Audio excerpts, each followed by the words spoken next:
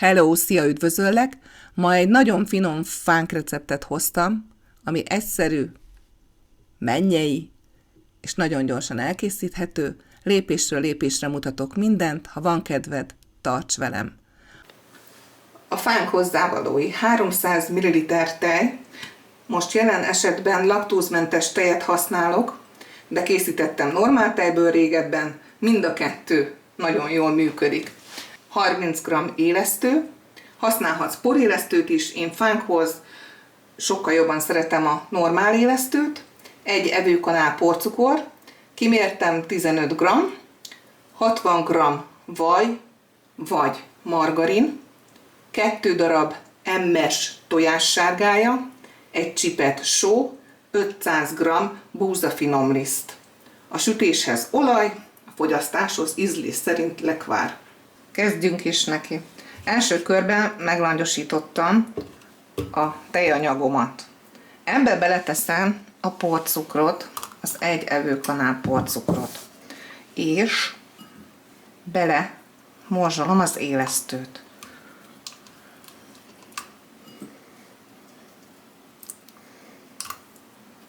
És békén hagyom. Úgy. Amíg ő felfut, addig én megolvasztom a vajat mikróba. Közben ezt elfelejtettem kivenni. Semmi baj. 900 watton 30 másodpercig olvasztottam a vajat, tovább nem kell, látjátok, még nem olvadt el teljesen, de a saját hőjétől majd egy picit még fog olvadni, de így már nekünk teljesen tökéletes. Készítettem ezt a receptet zsírral is, teljesen jól működik, viszont abban az esetben nem szoktam a zsírt megolvasztani. Tehát zsírral is lehet. Beletesszük a tálba a lisztünket. Felfutott az élesztőnk, beleborítom. 1 csipet só, de tényleg csak 1 csipet sót teszek bele, tehát látod, nagyon pici. Bele teszem az olvasztott vajamat. Nem muszáj megolvasztani, de én jobban szeretem, így könnyebb eldolgoznom, ez már nem forró. És beleteszem a 2 tojássárgáját. Oké, ezt így egy kicsit összekutymákolom. Az én nagymamám rumot is tett bele, nagyon szerette, én viszont nem teszek sem rumot, sem egyebet.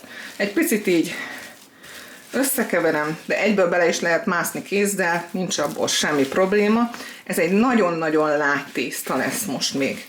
Nem kell tőle félni, ezért szeretek inkább így spatulával, vagy fakanállal, kanállal, teljesen mindegy.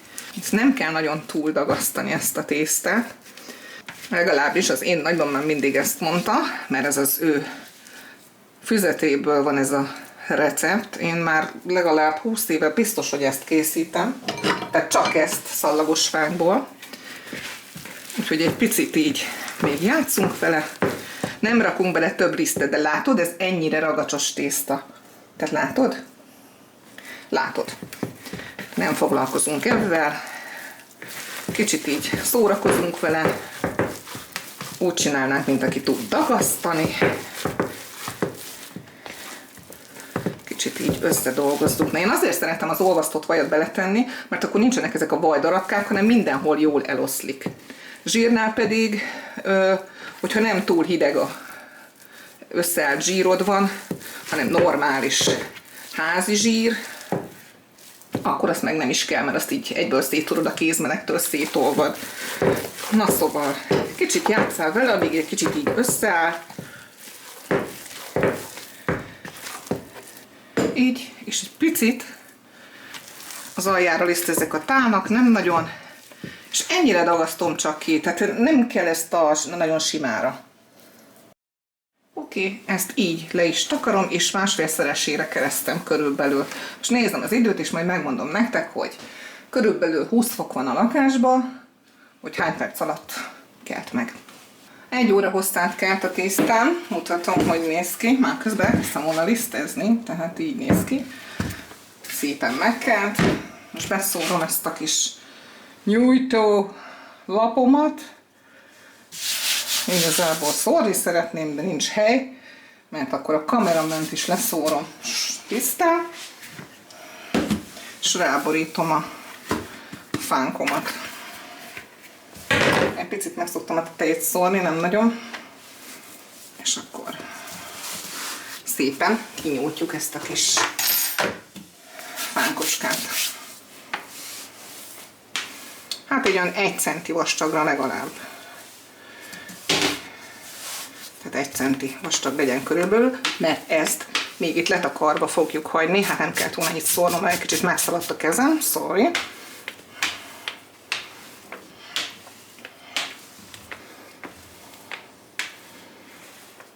Jó. Kinyújtottuk, én szoktam egy pici lisztet tenni ide a sarokba, és én nem fánkszaggatózok, hanem egyszerűen bögrével fogom kiszaggatni a fánkokat.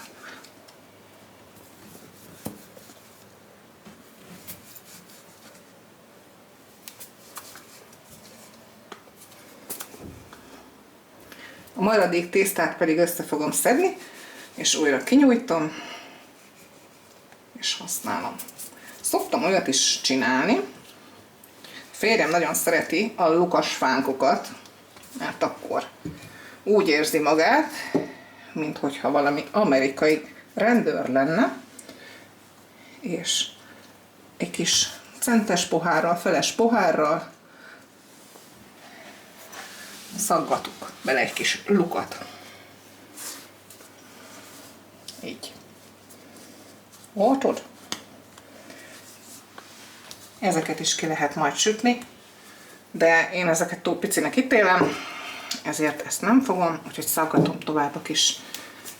Nem kell tőle félni, aki még nem készített fánkot, nyugodtan vágjon bele, egyszerű, nem hiszem, hogy el fogja rontani. Így, ezeket a kis fánkrémat én félretolom. Egyelőre még nem rakok lukat a közepébe. Csak így katonásan félreállítom, mert ezt a kis tésztát még ki fogom nyújtani. Csinálunk helyet neki. Ezt csak így összegyúrom, és újra nyújtom. Csak így nem könnyű, hogy fél oldalról nyújtok, mert a férjem itt fogja a kamerát, de nem baj. Megoldjuk. Igaz? Igen. A fánkért mindent? Fánkért mindent. Beáldozunk.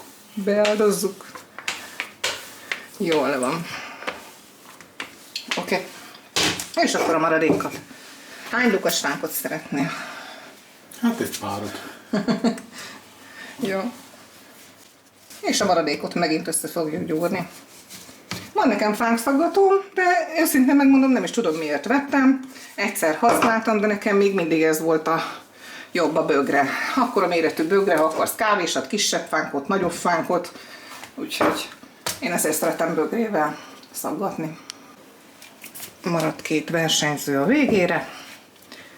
Szerintem ebből csinálunk egy ilyen szép kis formát. Ezt meg meghagyjuk Rudinak. Férjem mondta, hogy kevés a lukas, úgyhogy még egy párat lukasztok. Így jó lesz. Jó lesz így. Ezeket a miniket meg így fogom megsütni. Így. Mini bogyók. Szóval egy kicsit összébb rendezem, nem teljesen egymás mellé, mert még ezek fognak nőni. Ugyanis még egy 30 percet letakarom, hogy pihenjen, mert elfáradt. Így. Van itt minden.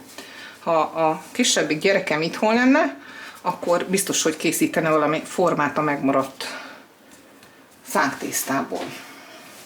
Tehát akkor ezt így fogom, letakarom, és elfelejtem egy fél órára. Addig mosogatunk. Gyorsan még kitakartam egy pillanatra. 7,5 centi átmérőjű ez a bögrém, és ebből ennyi fánk lett. Készítettem végnyabbat, vastagabbat, úgyhogy lesz választék. Egy olyan 10 percet állt így már, és most nyomkodok bele lukakat, hogy így kelljen tovább. Ezekbe a mélyedésekbe lehet tölteni a lekvárt, aki szereti. Nálunk az egyik gyerek azt beletölti a lekvárt, mi többiek pedig tunkoljuk a lekvárt. Bébike. lesznek kisbabák, kisbabafánkok, meg anyafánkok és apafánkok. De azért fogsz abból is jönni, ugye? Persze, mindenképpen. Jól van. És akkor vissza letakarom. Tehát 21 nagyobb fánkunk lett, és egy pár darab apró. Ha ezt összerakjuk, akkor ebből még 2 fánk jön. És akkor visszatakarjuk még.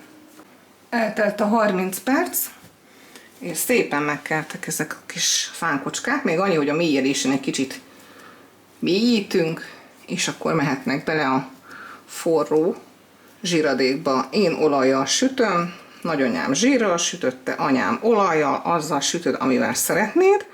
Arra kell figyelnünk, hogy mindig az a fele legyen lent, alul, és sütésnél így tesszük be, amelyik be van nyomva, amelyiket benyomtunk. Tehát az kerül majd alulra, de ezt mutatom is. Már melegszik az olaj, egy papírtörlőt szoktam, vagy 2 beletenni egy ilyen tálba, és erre fogom kiszedni a fánkocskákat. Tehát úgy sütjük, hogy ez a lukas része legyen alul. Nagyon figyeljetek, mert nagyon-nagyon hamar megsül, hogyha már az olaj teljesen felforrósodott.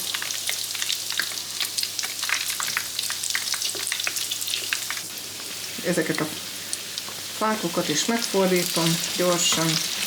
Lehet, mondom, ilyennel fogóval, vagy villával, csak ne szórjuk meg az alját a lábasnak elének. Jól lecsöpögtetem, és gyorsan szedjük, mert nagyon hamar sül. Írjátok már meg nekem, hogy ti zsírban vagy olajban szoktátok készíteni. Látjátok, most nincs itt ez a fehér csík, hogyha az első oldalának a sütésekor lefedjük a serpenyőt, vagy lábast, vagy amiben sütitek, akkor szépen ott lesz a csíkocska. Kisültek a fánkok, lehet tálalni.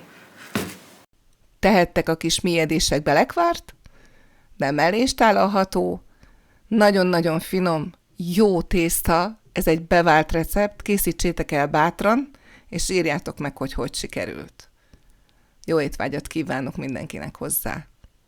Ha van kedved, nézd meg a többi receptemet is, mindig bevált, régóta készített recepteket osztok meg a csatornán, és ha még nem tetted, akkor iratkozz fel, és várlak vissza szeretettel.